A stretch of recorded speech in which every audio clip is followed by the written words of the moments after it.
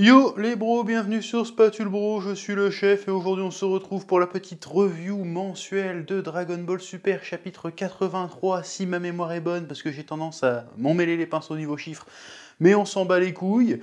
Donc un chapitre très attendu, hein, le fameux combat Bardock versus Gas. Et j'ai envie de dire heureusement qu'il s'appelle Gas parce que ce chapitre finalement c'est un peu un gros prout. Hein. J'ai envie de te dire, c'est la métaphore la plus éclatée que j'ai trouvée, mais c'est ça.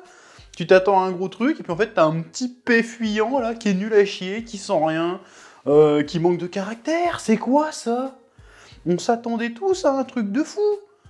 Et au final, on a un combat basique, qui a rien de vraiment particulier, et qui ne nous apprend rien de plus. Donc je suis extrêmement déçu de ce chapitre, et une fois encore, je vais faire ma métaphore, mais qui est un peu pas politiquement correcte, mais je vais la faire. J'ai l'impression d'être une femme battue. Voilà, ou une femme trompée. Tu sais, tu te dis, non, mais il va changer, il m'aime au fond, tu vois, je fais confiance, et tout. Puis à peine rentré, bah, il continue à te taper sur la gueule, ou il va te tromper avec une autre meuf. Mais c'est ça, en fait. Pourquoi je continue à lire ce truc? Je suis dans une relation toxique avec Dragon Ball, j'en ai marre. Ça suffit. À chaque fois, à chaque arc, je suis teasé. Je me dis, tiens, c'est vraiment de la merde, mais ah, il y a une bonne idée là, peut-être qu'ils vont faire un truc avec. Peut-être qu'il va y avoir un coup d'éclat, un coup de génie, et peut-être qu'on va revoir tout différemment. Et à chaque fois, on attend, parce que c'est long, c'est un putain de chapitre par mois, on attend 6 mois, 8 mois, 9 mois, et au bout de ces 9 mois, voire parfois une année, on arrive au moment fatidique, et on est déçu. Parce qu'encore une fois, ils ont une putain d'autoroute. Ils ont une putain d'autoroute de trucs à faire. Et ils prennent systématiquement le truc nul. Mais pourquoi? J'aimerais qu'on m'explique. C'est pas possible. Il a pas un éditeur, Toyotaro et Toriyama. Ils ont pas un tanto là qui leur dit non mais là vous faites de la merde. C'est quoi en fait? C'est ça le problème en fait avec Toriyama, c'est que le gars a tellement un statut quasi divin dans le monde du manga que le gars, il pourrait te faire un chapitre, le Super Saiyan Kakamarron, que ça passerait. Les gars diront pas non, c'est de la merde. C'est un véritable problème. Pourquoi il n'y a personne qui a les couilles de lui dire, ou de leur dire, non les gars, vous faites de la merde? C'est quoi? Comment c'est possible, bordel? Ça rend fou, ça me rend fou en vrai. Bon, dans ce chapitre, nous avons enfin la réponse de comment Bardock a réussi à vaincre Gas dans sa forme primale, si on peut appeler ça comme ça. Bon, déjà, pour ceux qui n'avaient pas compris, ça se passe 40 ans avec les événements actuels. C'est-à-dire qu'il y a 40 ans, Gas était encore plus ou moins un gamin, il n'était pas encore l'être le plus fort de l'univers, donc sa puissance était bien inférieure à ce qu'il a aujourd'hui, ce qui est logique. Alors après, où se situe la puissance de Gas dans l'échelle de puissance de l'époque, parce qu'à l'époque, a priori, bon, sans compter Beerus et tout ça, et Majin Buu qui sont quelque part dans l'univers, a priori, le plus fort en place, à cette époque-là, c'est Freezer. Donc, où se situe Gas par rapport à Freezer? À mon avis, il se situe bien en dessous, parce que si Gas, Elec et ses frères en général avaient eu un mec plus fort que Freezer dans leur rang, ils se seraient pas fait chier à lécher les pompes de Freezer et ils auraient niqué Freezer. Faut être logique à un moment donné, donc Gas, non, à la base, Gas, il y a 40 ans, n'était pas plus fort que Freezer, sinon ça n'a aucun sens. Parce que Freezer, s'il règne, c'est bien parce que c'est le plus puissant de tous et qui peut niquer des planètes en 2 secondes. S'ils avaient un mec en face qui était plus fort que lui, ils l'auraient soumis, ça tient pas debout.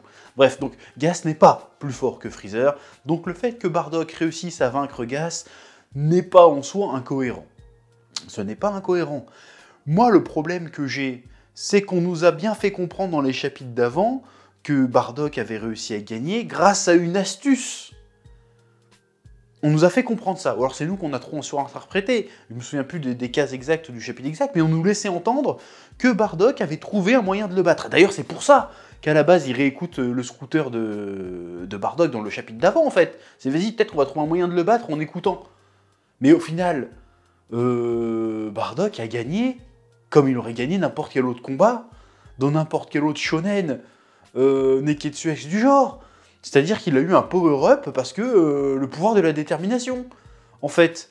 Et du coup, tu me fais tout un suspense pendant je sais pas combien de mois pour me sortir le truc le plus banal.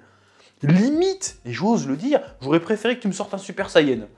Ah franchement, hein, ça aurait été complètement débile, ça aurait été un anachronisme de ouf, mais au moins il se serait passé quelque chose, tu vois, j'aurais dit, ah, ils ont osé aller là. Tu sais, j'aurais gueulé, mais quelque part, je me suis dit, ah, au moins, ils ont voulu faire un truc, tu vois. Là, il n'y a rien. Il n'y a rien. C'est juste Bardock qui se fait mêler tout le long du combat. Et tout d'un coup, les 2 dernières cases d'avant, il se dit, non, mais en fait, je suis déterminé à gagner.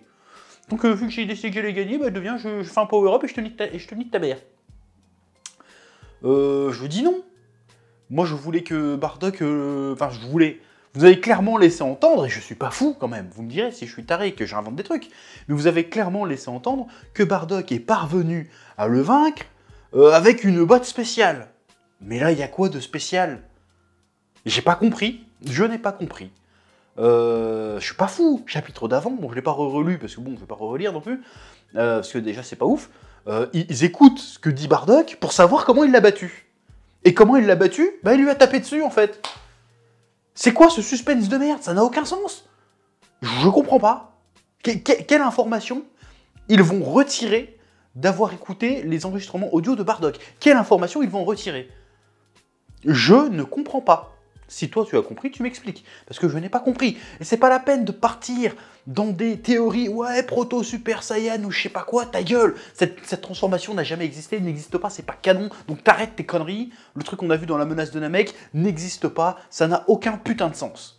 Donc c'est pas une nouvelle transformation, il a juste eu un power-up, peut-être un Zenkai Boost. Bon, les Zenkai Boost, normalement, c'est quand tu frôles la mort et que tu te soignes. C'est pas quand tu décides d'un coup, ça y est, je suis plus fort. N'importe quoi, bon, bref. Je veux dire, c'est pas du naine, quoi. A priori, quand c'est du naine, tu peux dire, vas-y, je suis plus fort, donc je deviens plus fort. Mais là, c'est pas du naine qu'ils utilisent, ou alors je suis pas au courant. Il y a un truc qui va pas. Donc je ne comprends pas l'intérêt d'avoir fait ce putain de suspense depuis des mois et des mois sur le combat Bardock-Gas pour finir là-dessus. Mais je veux dire, qu'est-ce qui se passe? À quel moment ils se sont dit, putain, lourd. Lourd, les gens, ils vont kiffer. Franchement, là, incroyable. C'est quoi ce délire? Bon, je vais essayer d'interpréter ce truc-là en le remettant dans le contexte de l'arc. Je pense que l'arc, depuis le début, si on observe bien, je pense que le thème qu'on veut essayer d'aborder, c'est la nature profonde des gens. C'est quelle est ta nature? Donc là, Bardock, si tu veux, il gagne parce qu'il est en accord avec sa nature de Saiyan. Et sa nature de Saiyan, c'est d'essayer de se battre contre plus fort que soi dans des combats à mort. Et dans un combat à mort, eh ben, il doit être focus sur la victoire. Pas sur sauver le monde, pas sur sauver des gens, pas sur défendre un idéal, mais juste sur la victoire. Bon, ça, c'est la nature de Bardock. C'est aussi la nature profonde de Vegeta, c'est ce qu'on a vu avec l'Ultra Ego à un moment donné, même s'il n'a pas réussi à le maîtriser totalement, parce que finalement, il est un peu devenu plus humain, et qu'il a d'autres préoccupations que juste la victoire. Donc, et par exemple, pareil, Gas, Elec et tout ça, leur pouvoir caché, c'est ça, c'est de retourner à leur instinct primaire. Donc je pense que c'est de ça qu'on parle. C'est pour ça que Granola, finalement, est redevenu gentil, parce que c'est sa nature profonde d'être gentil. C'était juste un gamin blessé, c'était pas quelqu'un de foncièrement mauvais. Donc en admettant que ce soit ça le thème de l'arc, la seule information possible qu'on pourrait retirer, que les personnages pourraient retirer, parce que je rappelle que ce qu'on voit, Goku, Vegeta et les autres sont en train de l'écouter, hein, si je me souviens bien, la seule information intéressante qui pourrait en ressortir pour les aider à gagner face à Gas, c'est l'information comme quoi Goku ne doit pas se battre pour un idéal, même s'il se bat jamais vraiment pour un idéal, il ne doit pas se battre pour protéger une planète, ou pour venger des gens, ou se laisser submerger par la colère parce que Granola a pris plein sa gueule et tout comme ça. Goku doit se battre simplement avec l'objectif de gagner. Parce que c'est sa nature profonde de Saiyan. Et ça a déjà été plus ou moins évoqué un peu dans quelques chapitres avant que Goku doit retrouver sa nature de Saiyan, c'est-à-dire essayer de se battre pour gagner et chercher la victoire avant tout. Sans idéologie, sans rien, sans pression, voilà. Bon, je dis pourquoi pas, mais c'est nul, en fait. C'est nul. Parce qu'en fait, pour moi, Goku, certes, il se battait pour protéger des trucs, mais à la base, il se trouve qu'il engage les combats parce qu'il a une raison de se battre. Enfin, si tu veux, pour moi, sauver le monde quand Goku se bat, c'est secondaire. Goku se bat parce qu'il aime se battre, en fait. Ça a toujours été comme ça. Donc je vois pas pourquoi, tout d'un coup, après 35 piges de manga, tout d'un coup, on se dit, vas-y, on va faire une réflexion sur Goku pour revenir à la base. Parce qu'on n'est jamais sorti de cette base. Goku s'est toujours battu avant tout parce qu'il aime la bagarre. Parce qu'il aime se battre, parce qu'il aime se surpasser. Donc même si on prend ça en compte et qu'on se dit, ah, peut-être qu'il y a un propos et tout, le propos n'est pas pertinent vis-à-vis du personnage de Goku. Alors, quand tu essaies de faire ça avec Vegeta ou Granola, ça peut être pertinent, même si Granola on sent pas les couilles, mais avec Vegeta ça peut être pertinent, parce que le personnage a changé. Mais Goku n'a jamais changé.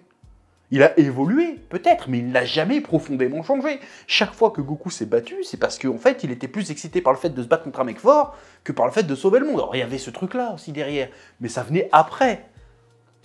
Vegeta le dit à la fin de l'arc Majin Buu, il fait « Ouais, en fait, si t'es aussi fort, c'est pas parce que t'as des choses à protéger, c'est parce que tu te bats contre toi-même, en fait. » Donc Goku a toujours fait ça.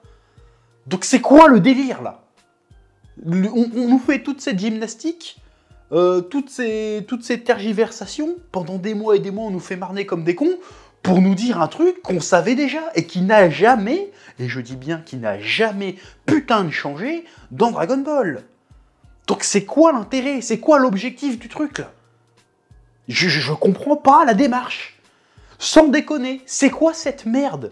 T'avais un truc, vous avez Bardock. Vous me dites, tiens, on va explorer le passé de Bardock, et vous faites que ça, ou un truc qu'on n'apprend rien. Le seul truc qu'on apprend, et encore qui sert à rien, parce qu'en vrai, c'était même pas la peine de justifier ça.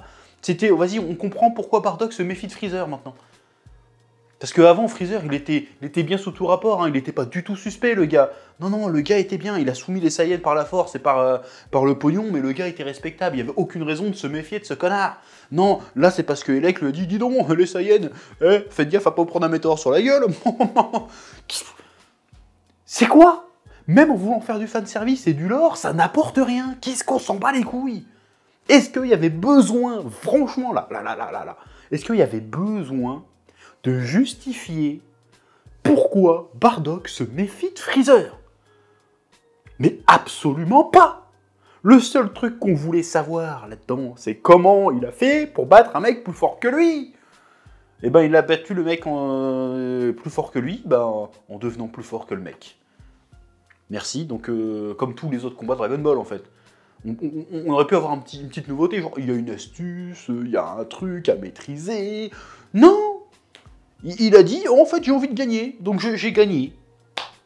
Qu'est-ce que c'est que cette merde? Et pareil, il y a un autre truc que je trouve complètement aberrant. Alors peut-être que ça sera expliqué plus tard, hein. Mais là, j'ai pas compris l'intérêt, c'est la phase où Moneto invoque les Dragon Ball.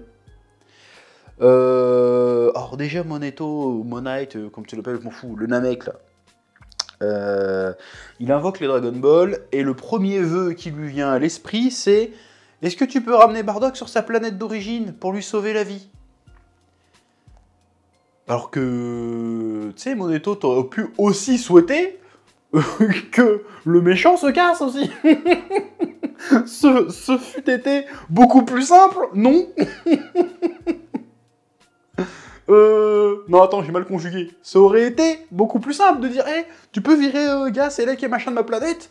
Problème solved, comme disent les Américains, l'affaire aurait été dans le cul de l'âne, comme on dit. Ça aurait été plié, en fait. Mais là, non, vas-y, on va sauver Bardock, moi je vais mourir parce que j'ai décidé que j'allais mourir. C'est débile. Je suis désolé, le vœu est teubé, et puis même, le dragon demande la permission. Fait genre, bon déjà, incohérence, ou pas, de toute façon, il y a forcément une incohérence. Parce que dans le film Broly, hein, qui est canon? Donc on est obligé de le prendre en compte. Dans le film Broly, il n'a pas le choix. Il s'appelle le dragon. Hey dragon, tu peux virer Broly de la planète, s'il te plaît? Il le ramène sur la planète Vampa. Il n'a pas son mot à dire, Broly. Arc Namek, ils invoquent Porunga, et ils font... c'est Porunga ou Shenron, je sais plus. Je crois que c'est Shenron, pardon. Peu importe. Ils appellent un dragon, et ils font genre, oui, tu peux ramener Goku sur Terre, s'il te plaît? Et le dragon fait, ah, Goku a refusé. Donc a priori, il demande la permission au dragon. Mais après, là c'est de la théorie, hein, ce que je dis, mais... Je pense que le dragon a dû demander la permission à Goku, à ce moment-là, parce que Goku est plus puissant que le dragon. Parce qu'on le sait, Shenron ne peut pas influer sur les gens plus puissants que lui. En tout cas, pas contre leur volonté, apparemment. Il peut les ressusciter, mais il peut pas les tuer, il peut pas faire ce genre de truc, tu vois. Même les cyborgs, ils pouvaient pas les rendre humains, parce que bah, ils sont plus puissants que moi, je peux pas influer sur leur nature, quoi que ce soit. Bref. Admettons que Goku a pu refuser d'être téléporté par Shenron ou Porunga, je sais plus, parce qu'il est plus puissant que lui. Donc Shenron lui pose la question, voilà, je peux pas avoir, comment dire, je ne peux pas influer sur ton corps, ou sur ta personne, parce que tu es plus puissant que moi. Donc vous voyez, je te demande la permission, est-ce que tu veux être transporté sur Terre? Goku fait non, je continue à me battre. Ok, mais admettons que ça soit ça l'excuse pour laquelle Goku a été capable de refuser. Et même Goku aurait pu être capable de refuser pour autre chose. On se rappelle que dans l'arc Namek, Goku, d'un point de vue spirituel, est devenu quand même presque un saint, tu vois. Je veux dire, le gars, il touche la tête de Krillin, il lit ses pensées et tout. Donc le gars était élevé spirituellement. Donc on peut tout à fait imaginer que Goku est capable de résister à un vœu de Shenron. C'est pas déconnant. Si on prend ce truc-là. Mais admettons que ce soit juste le fait que Goku est trop puissant. Goku est trop puissant, d'accord. Donc là, ça veut dire que ce qui se passe dans ce chapitre, Bardock est trop puissant, parce que les autres, c'est deux petites boules comme ça, donc forcément, le dragon est moins puissant que Shenron, c'est obligatoire. Donc, le dragon voit Bardock, Bardock est plus fort que lui, il fait « Bon, bah Bardock, tu veux être téléporté ou pas ?» Bardock dit non. D'accord, ok. Dans ce cas-là, l'incohérence, elle est pas ici, l'incohérence, elle est, bah, Broly.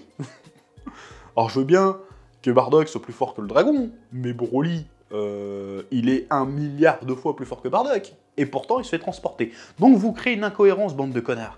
Donc faites un effort, faites un putain d'effort pour faire des trucs cohérents. Alors je sais, il y a le clin d'œil, il y a le machin, mais je m'en bats les couilles, faites des trucs cohérents, c'est un minimum, c'est le strict minimum à respecter. Jusqu'à présent, vous avez réussi à être plus ou moins cohérent avec le lore de Dragon Ball jusqu'à présent, et là vous partez en couille totale. Déjà, le vœu de base de Monaito n'a aucun sens. Je veux dire, le problème, c'est pas que Bardock soit là, le problème, c'est qu'il y a des méchants. Donc enlève les méchants de là, espèce de connard. Ça n'a aucun sens. Bref.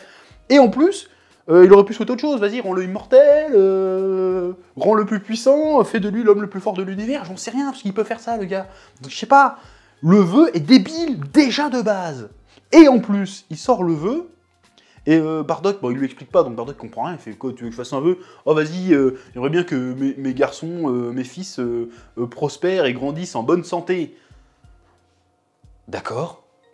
Et comment ça s'est traduit, ça, dans l'univers Dragon Ball, le fait que Bardock ait fait ce vœu-là?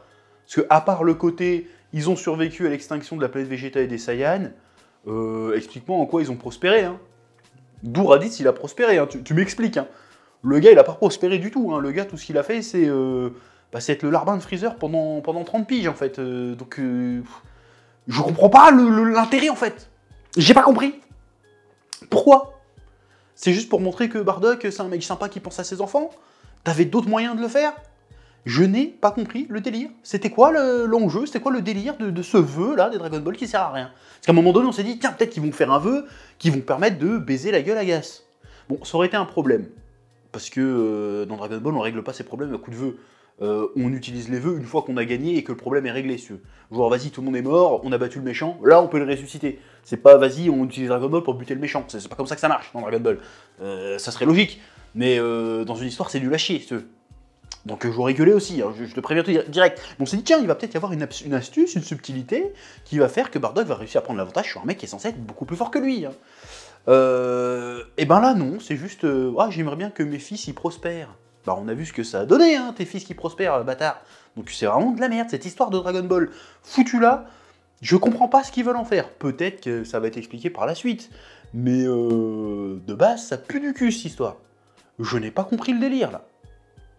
Donc si toi t'as compris, explique-moi. Parce que là, franchement, ce chapitre, de A à Z, n'a aucune espèce d'utilité. On n'a rien appris de plus, ça ne fait absolument pas avancer l'intrigue. Je comprends pas. On a eu un flashback gratuit qui aurait pu être un filler en animé. Le combat est certes un peu plus violent que ce qu'on a d'habitude, en termes de chorégraphie est plutôt sympatoche, mais en soi, on n'a rien appris de plus. En vrai, concrètement, on a appris quoi de plus? On sait pourquoi Bardock s'est méfié de Freezer. Comme si on avait besoin d'une justification pour se méfier d'un connard qui son boulot, c'est quand même d'annihiler des peuples et de revendre des planètes. Évidemment qu'il est suspect, cet enculé, je comprends pas. Bref, ce chapitre n'a aucune espèce de consistance, ne sert à rien, et même en termes de fanservice, or que c'est facile à faire du fanservice avec Dragon Ball, c'est facile, eh ben, il n'y en a pas.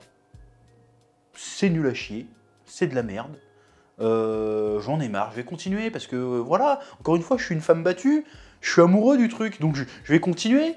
Je vais continuer à lire ce truc, mais je me fais du mal. Il faut que je sorte de cette relation toxique. C'est pas possible, j'en ai marre. Un jour, je vais revenir, je vais avoir des bleus sur la gueule. Tu sais, tellement je vais m'identifier à ce truc-là, tellement je vais psychoter dessus, ça va se revoir sur mon physique, tu vois. Je vais avoir des bleus, je suis genre, oui, mais c'est ma faute, j'ai fait trop cuire le steak, ou une connerie comme ça, tu vois. Ou j'ai oublié de faire la vaisselle, c'est ma faute. À un moment donné, c'est ça que je vais me dire. Je vais dire, c'est ma faute. Je pars trop loin, je suis désolé. Bref, tout ça pour dire que c'était vraiment à chier. Je suis profondément déçu. Et je commence à en avoir ras le cul. Voilà, comme d'habitude, like, abonnement, commentaire, dis-moi ce que t'en as pensé. J'ai envie de dire Dragon Ball, c'est la vie, mais là, vie de merde, hein, vie de merde. Hein. Ouais,